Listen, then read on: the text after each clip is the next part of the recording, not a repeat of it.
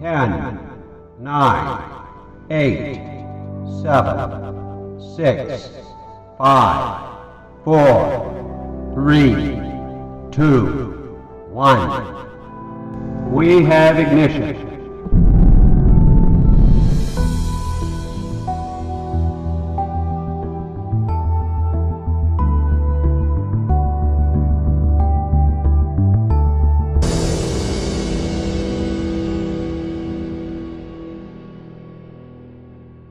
नमस्कार दोस्तों, आप सभी का स्वागत करता हूं ओनली आईएएस में।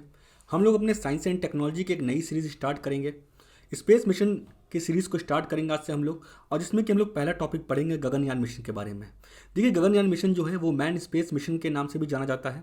चलिए शुरुआत करते हैं। जो ये मिशन है मैन स्पेस मिशन, इसमें ह्यूमंस को भेजा जाएगा भारत के द्वारा, और भारत पहली बार अपने बदौलत इंडिपेंडेंटली ह्यूमंस को स्पेस में भेजेगा। इससे पहले भारत के ह्यूमन पर्सन गए थे स्पेस में, बट वो सोवियत यूनियन के द्वारा भेजे गए थे। उनका नाम था राकेश शर्मा।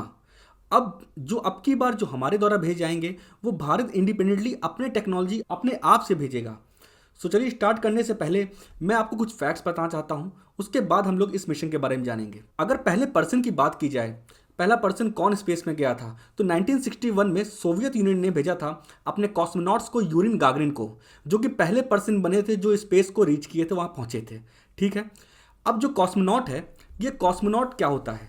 देखिए, यूएस में एस्ट्रोनॉट यूज़ करते हैं, रशिया में कॉस्मोनॉट यूज़ करते हैं, और इंडिया में अभी वैमनॉट यूज़ किया जा रहा है इसको। ठीक है। तो अपनी अपनी कंट्रियों में अपने अपने नाम दिए गए हैं एस्ट्रोनॉट्स को लेकर।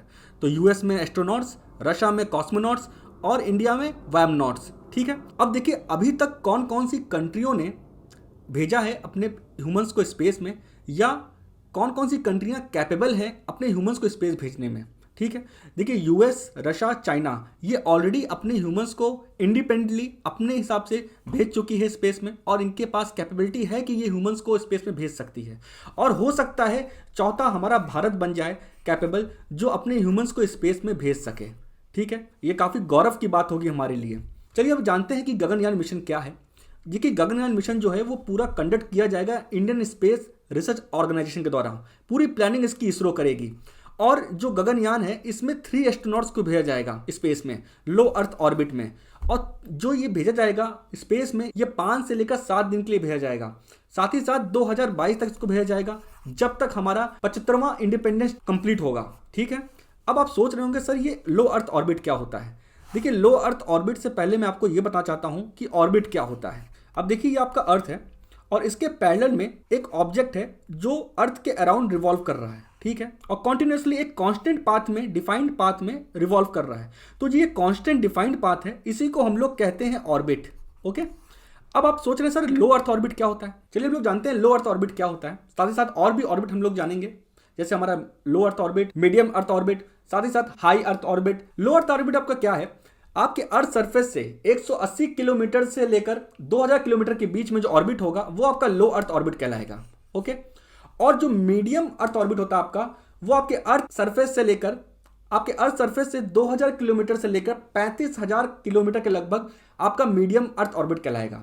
जो आपका हाई अर्थ ऑर्बिट होता है, वो हमारे अर्थ सरफेस से 35,000 किलोमीटर अबव होता है। ठीक है। इसमें 2 तरह के ऑर्बिट होते हैं। एक होता है हमारा जियो सिंक्रोनस ऑर्बिट, और दूसरा हमारा होता है जियो स्टेशनरी ऑर्बिट। ठीक है। अब इसको समझते हैं, ये दोनों क्या है। देखिए, आपका ये जियो स्टेशनरी ऑर्बिट है, और ये आपका जियो सिंक्रोनस ऑर्बिट है। ठीक है। जो अर्थ के अराउंड ऑब्जेक्ट रिवॉल्व कर रहा है, सो इस ऑब्जेक्ट का एंगुलर वेलोसिटी और जो अर्थ की एंगुलर वेलोसिटी है, ये दोनों सेम होनी चाहिए। ओके।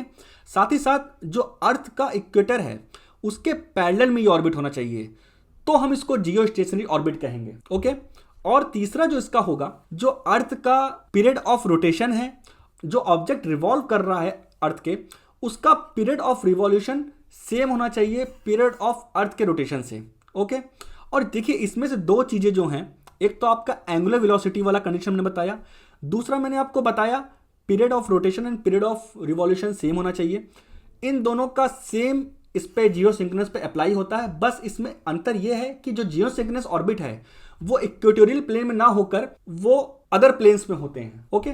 चाहे वो इस तरीके से हो, चाहे वो इस तरीके से हो, बट वो इक्वेटोरियल प्लेन में नहीं होंगे, वो अदर प्लेन्स में होंगे, तो उसको हम जियो सिंक्रोनस ऑर्बिट कहेंगे। चलिए अब आगे बढ़ते हैं हम लोग। देखिए जो ये मिशन है, इसमें जो स्पेस क्राफ्ट भेजा जाएगा उसके लिए हम लॉन्च व्हीकल यूज करेंगे GSLV Mk3 का, जिसको क्योंकि हम GSLV Mach 3 भी कहते हैं। सो देखिए जो ये GSLV Mk3 है, ये 4 टन तक के सैटेलाइट्स को जियो सिंक्रोनस ट्रांसफर ऑर्बिट तक ले जा सकता है। ठीक है, देखिए जियो सिंक्रोनस ट्रांसफर ऑर्बिट क्या है मैं आपको बताता हूं। देखिए हमको जब अपने स्पेस क्राफ्ट को हाई अर्थ ऑर्बिट में भेजना होता है, तो हमको हाई अर्थ ऑर्बिट के नियरेस्ट ऑर्बिट में स्पेस क्राफ्ट को पहुंचाना होता है सबसे पहले, ना कि सीधा हाई अर्थ ऑर्बिट में। सो जो हाई अर्थ ऑर्बिट के नियरेस्ट जो ऑर्बिट होता है उसी को हम कहते हैं जियो सिंक्रोनस ट्रांसफर ऑर्बिट। ओके, अब देखिए जो GSLV Mk3 है, इसमें 3 स्टेज होते हैं। पहला आपका सॉलिड फ्यूल स्टेज होता है, सेकंड आपका लिक्विड फ्यूल स्टेज होता है, थर्ड आपका क्रायोजेनिक स्टेज होता है, जिसमें कि आपका लिक्विड ऑक्सीजन और लिक्विड हाइड्रोजन होता है। और जो ये क्रायोजेनिक स्टेज है आपका, ये इंडिया ने खुद डेवलप किया है, मतलब कि इंडिजिनस है। ठीक है, चलिए आगे बढ़ते हैं हम लोग। अब जो ये मैन मिशन है, इसके साथ ही साथ इसरो 2 और अनमैन मिशन प्लान कर रहा है। मैन मिशन से पहले वो 2 अनमैन मिशन भेजना चाहती है, सो दैट कि वो देखना चाहती है कि ये मिशन किस हद तक सक्सेसफुल है। एक तरह का बोल सकते हैं टेस्ट वो करना चाहता है कि सब कुछ उनके लिए सही रहेगा कि नहीं। तो वो 2 अनमैन मिशन भेजेगी स्पेस में मैन मिशन से पहले।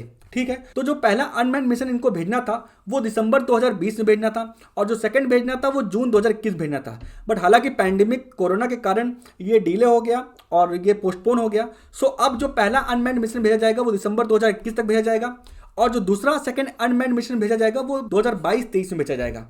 ठीक है, अब जो इसका स्पेस क्राफ्ट है, गगनयान मिशन को जो स्पेस क्राफ्ट जाएगा वो इसरो खुद डेवलप कर रही है। और जो ये मिशन में एस्ट्रोनॉट जाएंगे उनकी ट्रेनिंग के लिए पूरी तरीके से रशिया इंडिया की हेल्प कर रही है। ठीक है, सो जो मैन मिशन जाएगा, जो ये अर्थ का चक्कर काटेगा, वो पूरा चक्कर 90 मिनट्स में काटेगा। और जो एस्ट्रोनॉट्स होंगे वो इस मिशन में सनराइज और सनसेट देख पाएंगे इन एवरी 24 आवर्स, और कुछ ना कुछ अपना एक्सपेरिमेंट भी कर पाएंगे माइक्रोग्रेविटी के ऊपर। अब देखिए जब ये लौट के आएंगे ना अपने स्पेस क्राफ्ट से, सो जो टाइम पीरियड उसमें लगेगा, जो जर्नी का टाइम लगेगा वो 36 आवर लगेगा। और ये लैंड करेंगे, मतलब एक तरीके से लैंड तो नहीं बोल सकते, सॉफ्ट लैंडिंग तो नहीं होगी, वो एक तरीके से अरेबियन सी में गिरेंगे। और वो ऐसा नहीं कि गिर जाएंगे, वो पैरासूट वगैरह की मदद से गिरेंगे वहां पे। ठीक है, सो आगे बढ़ते हैं हम लोग।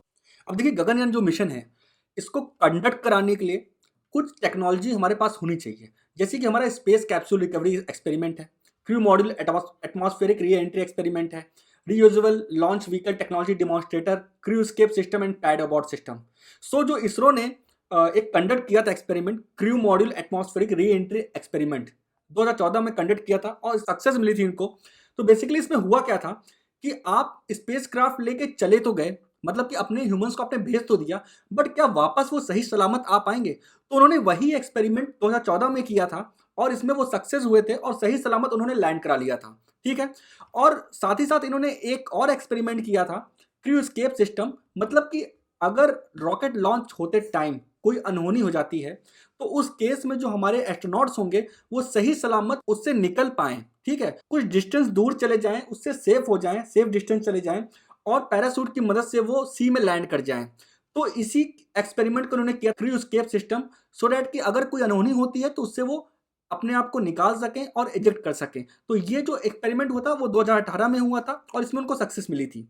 ठीक है, तो ये दोनों हमने समझा, crew module atmospheric reentry experiment और क्रू एस्केप सिस्टम। अब देखिए जो स्पेस कैप्सूल रिकवरी एक्सपेरिमेंट था, इसमें इसरो ये टेस्ट करना चाहता था कि जो कैप्सूल जाएगा क्या वो माइक्रो ग्रेविटी कंडीशन में एक्सपेरिमेंट कर पाएगी कि नहीं, और उसके बाद क्या वो वापस सही सलामत आ सकती है कि नहीं।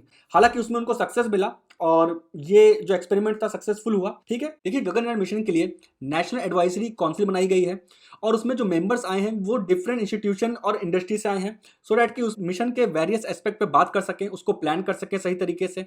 और साथ ही साथ इसरो ने एक ह्यूमन स्पेस फ्लाइट सेंटर बनाया है 2019 जनवरी में, जिसकी की स्थापना बेंगलुरु में की गई है। और जो ह्यूमन स्पेस फ्लाइट सेंटर की रिस्पॉन्सिबिलिटी है उसका यह है कि वो मिशन की एंड टू एंड प्लानिंग करे, और जो भी डेवलपमेंट है क्रू सिलेक्शन को लेकर है, चाहे ट्रेनिंग को लेकर है, और चाहे कोई भी एक्टिविटीज है स्पेस फ्लाइट मिशन को लेकर, वो सारी planning human space flight centre करे। अब देखिए जो वैव मित्रा है ये एक रोबोट है, इसको अनमैन मिशन भेजा जाएगा। अभी आपको मैंने जैसे बताया था ना कि मैन मिशन होगा और एक अनमैन मिशन होगा, सो डैट कि ये पहले टेस्ट कर सके कि वहां पे जाना सब कुछ सही है कि नहीं है, ह्यूमंस को भेजने से पहले ये टेस्टिंग कर सकें। सो ह्यूमन की जगह पहले अनमैन मिशन में एक रोबोट को भेजेंगे जिसको कि हम वेव मित्रा कहेंगे। ठीक है। जो व्योमित्रा होगा वो इसरो के द्वारा डेवलप किया गया है और वो हाफ ह्यूमनाइड होगा, मतलब कि जो इसकी बॉडी होगी पूरी वो कहीं ना कहीं ह्यूमन की तरह होगी और जो इसके एक्शंस होंगे वो भी कहीं ना कहीं ह्यूमंस की तरह होंगे। तो इसको अनमैन्ड मिशन में भेजा जाएगा इसरो के द्वारा और इसको डेवलप भी इसरो ने ही किया है। अब देखिए गगनयान स्पेस क्राफ्ट में 2 मॉड्यूल होंगे, एक सर्विस मॉड्यूल होगा, एक क्रू मॉड्यूल होगा। जो आपका क्रू मॉड्यूल होगा उसमें ह्यूमंस होंगे और सर्विस मॉड्यूल में 2 लिक्विड इंजन होंगे, सो डैट कि वो कोई इमरजेंसी स्केप अगर उन्हें करनी हो या मिशन को इमरजेंसी में अबॉर्ट करना हो तो वो इस इंजन के थ्रू वहां से स्केप कर सके इमरजेंसी में। ठीक है, तो हमने ये समझा। देखिए आप लोग ओनली आईएएस का टेलीग्राम चैनल ज्वाइन कर लीजिए सो डैट आपको सारी पीडीएफ्स इजीली मिल जाएं।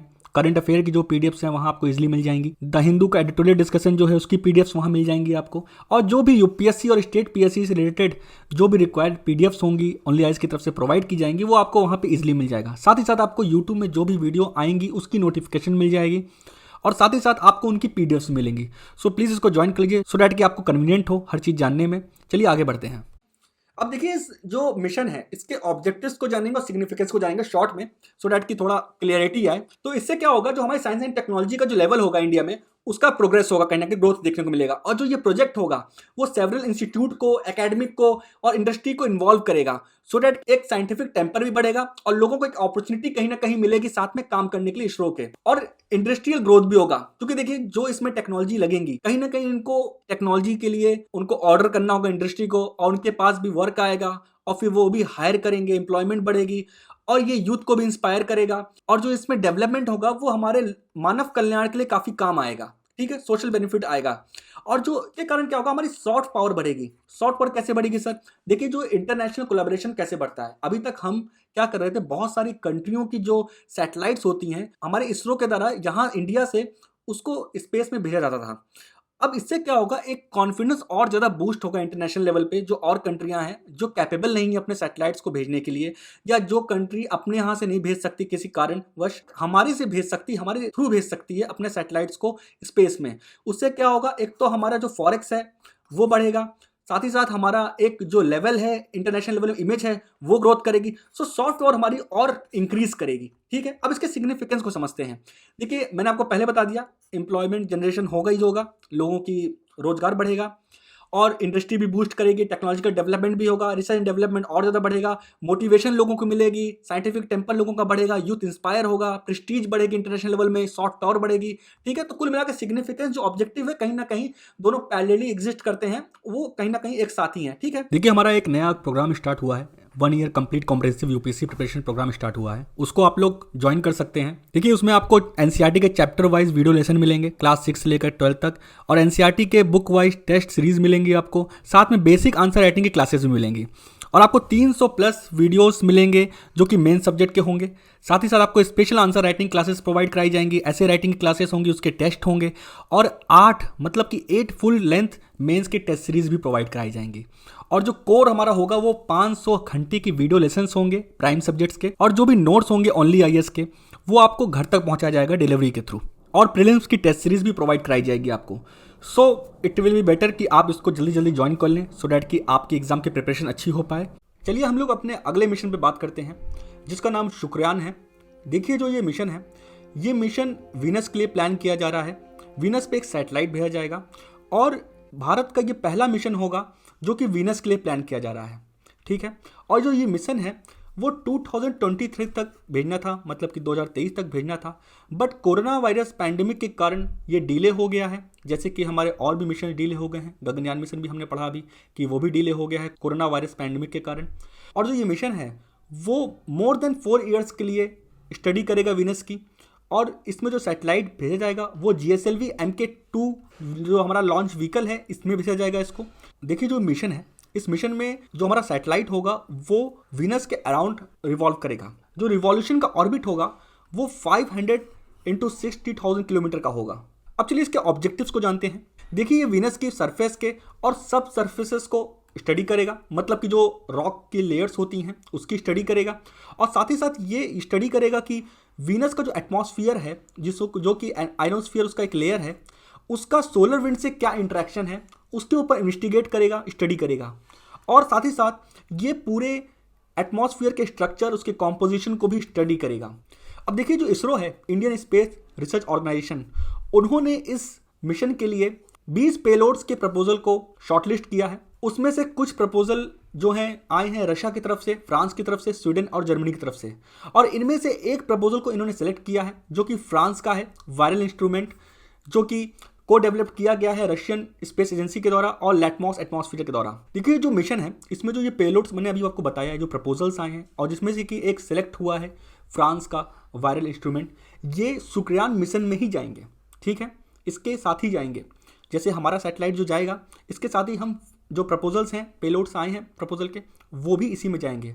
और साथ ही साथ इस मिशन में Swedish institute of space physics भी इंगेज्ड है। अब चलिए हम जानते हैं कि हम वीनस में क्यों भेज रहे हैं सैटेलाइट, क्या आवश्यकता है। देखिए वीनस के अपर एटमॉस्फेयर में फॉस्फाइन का डिटेक्शन हुआ है, हमें वहाँ पे मिला है, और फॉस्फाइन के कारण हमें एक पॉसिबिलिटी मिलती है कि लाइफ की वहाँ कोई ना कोई पॉसिबिलिटी होगी। इस कारण हम इस मिशन को कंडक्ट कर रहे हैं। और अभी तक कोई भी ह्यूमन वीनस विजिट नहीं किया है, और जो स्पेसक्राफ्ट्स गए भी हैं वो बहुत लंबे समय तक वहाँ पे टिक नहीं पाए हैं, क्योंकि उसका ये रीज़न है वहाँ का जो सरफेस टेम्परेचर है वो बहुत हाई है, क्योंकि वहाँ पे कार्बन डाइऑक्साइड काफ़ी ज़्यादा है और उसके कारण ग्रीन हाउस इफेक्ट देखने को हमें मिलता है, जिसके कारण कॉन्टिन्यूसली टेम्परेचर जो हमारा होता है इंक्रीज होता रहता है। ठीक है, अब चलिए हम लोग थोड़ा जान लेते हैं वीनस के बारे में।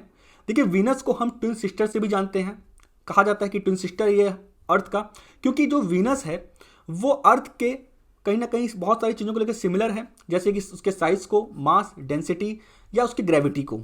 और ये भी माना जाता है कि ये सिमिलैरिटी जो है वो इसलिए है क्योंकि दोनों का जो ओरिजिन है वो कॉमन है, क्योंकि दोनों ही 4.5 बिलियन ईयर अगो उनका ओरिजिन हुआ था।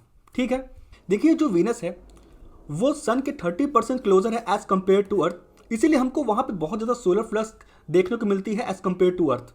और जो वीनस है ये पूरे सोलर सिस्टम में सबसे ज़्यादा हॉटेस्ट प्लैनेट है, सबसे ज़्यादा गर्म प्लैनेट माना जाता है। ठीक है, चलिए हम लोग अब अगले मिशन पे बात करते हैं। हम लोगों ने अभी तक गगनयान मिशन पढ़ लिया, हमने शुक्रयान मिशन पढ़ लिया, अब हम लोग दूसरे टॉपिक पे बात करते हैं। हमारा अगला टॉपिक है अर्थ ऑब्जर्वेशन सैटेलाइट।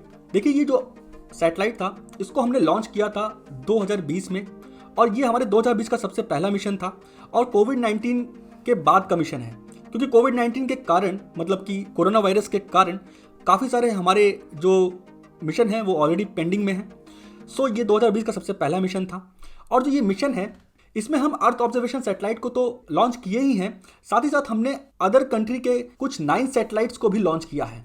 और ये पूरे सैटेलाइट्स को हमने लो अर्थ ऑर्बिट में भेजा है, जो कि PSLV C49 के थ्रू भेजा है हमने। ठीक है, अब लो अर्थ ऑर्बिट क्या होता है इसको मैंने आपको पहले ही बता दिया गगनयान मिशन में, उसमें आप जाके दोबारा से देख सकते हैं। अब चलिए आगे बढ़ते हैं। देखिए जो हम ये सैटेलाइट भेज रहे हैं वो रिमोट सेंसिंग टेक्नोलॉजी बेस्ड है।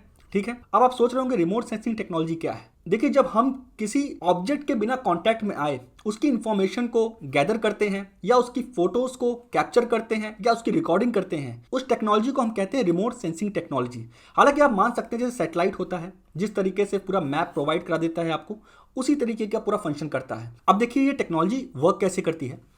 हमारा जो सैटेलाइट होता है उसमें सेंसर या कैमराज होते हैं, उसमें से कुछ एनर्जी इमिट होती है या वेव्स इमिट होती हैं जो कि हमारे ऑब्जेक्ट में जाके टकराती है और उसे टकरा के वापस रिफ्लेक्ट होती है। तो सेंसर क्या करता है, उसको कलेक्ट करके एक इन्फॉर्मेशन क्रिएट करता है और उसी इन्फॉर्मेशन को हम यूज़ करते हैं। ठीक है, ये हमने बहुत लेट टर्म में समझा है सो डैट कि हमारी अंडरस्टैंडिंग क्लियर रहे। जो ये इंटेंट है, मतलब कि इसका जो ऑब्जेक्टिव है जो ये सैटेलाइट भेजने का, वो ये है कि एग्रीकल्चर, फॉरेस्ट्री और डिजास्टर मैनेजमेंट से रिलेटेड कोई भी रिलेवेंट इन्फॉर्मेशन है वो हम गैदर कर सकें और कॉन्टिन्यूसली मॉनिटर कर सकें, सो डैट कि हम इस एरिया में अच्छे से वर्क कर सकें। जैसे कि एग्रीकल्चर लैंड में अभी हमें क्या तरह का खेती करना सही है कि नहीं है, फॉरेस्ट में कहीं आग लगी है या किसी तरह की अनहोनी हुई है, उसको हम ठीक से कैप्चर कर पाएँ टाइम टू टाइम। सो बहुत सारे इसके ऑब्जेक्टिव हैं। 3 ऑब्जेक्टिव के अंदर ही बहुत सारे कैटेगराइज हैं, तो इसको पढ़ने लगेंगे तो बहुत सारे कैटेगरी निकल आएंगे। ठीक है, सो आज हम लोगों ने 3 मिशन कंप्लीट किया। वो 3 मिशन है, पहला हमने गगनयान कंप्लीट किया जिसमें कि हम जाने कि पहला मैन स्पेस मिशन भेजा जाएगा इंडिया के द्वारा, और जिसमें कि माइक्रोग्रेविटी के ऊपर एक्सपेरिमेंट करेंगे हमारे एस्ट्रोनॉट्स, और जिसमें कि 3 एस्ट्रोनॉट्स भेजे जाएंगे।